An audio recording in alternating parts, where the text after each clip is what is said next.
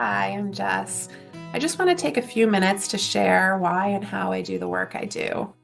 When people come to BPP counseling, they're usually feeling out of control.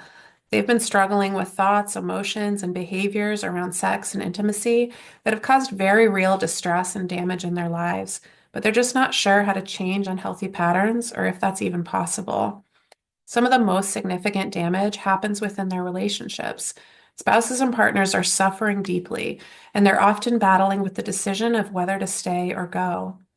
I work with couples and partners who've been impacted by things like sex, porn, and love addiction, repeated infidelity, and just generally a lack of trust and healthy intimacy within their relationships.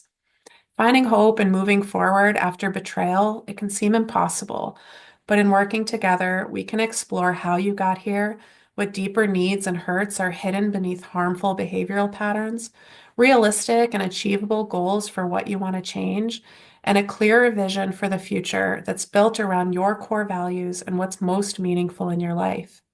Patterns don't change easily or quickly. I'm not going to pretend that they do. And healing is rarely a straight path. Setbacks and lapses are expected, but that doesn't have to mean that there isn't progress, and it doesn't have to mean there isn't hope.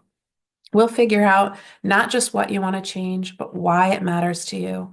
What's motivating you to be here? What's motivating you to work on yourself and on your relationship? And to believe that your partner wants to be here too.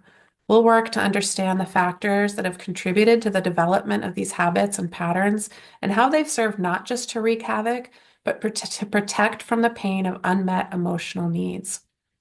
We'll also learn strategies to understand, stop avoiding, and actually talk about unmet needs in order to find healthier ways to cope with challenges, get needs met, and align better with what you value, what you want your relationship to look like, and who you envision yourself to be as a person and as a partner.